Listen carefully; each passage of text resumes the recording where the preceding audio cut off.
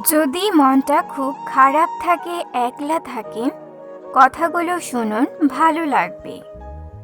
জীবনে কত মানুষ হারাইলাম, কত মানুষের সাথে একসময় ভালো সম্পর্ক ছিল, আজ তাদের সাথে কথা হয় না, যোগাযোগ নেই। কত কাছের আত্মীয় স্বজনের সাথে দূরত্বের সম্পর্কের মতো হয়ে গেছে। কত রক্তের সম্পর্কের মানুষের সাথে মুখোমুখি হলেও কথা হয় না। কত ভালো বন্ধুদের সাথে আজ যোগাযোগ নেই, যে যার মতো করে বেঁচে আছে। জীবনটাই এক সময় পর কি অদ্ভুত হয়ে যায়, তাই না? ইচ্ছে করলেই কথা বলা যায়, যোগাযোগ রাখা যায়, তারপরও কেন জানি কেউ কারো খোঁজ রাখে না।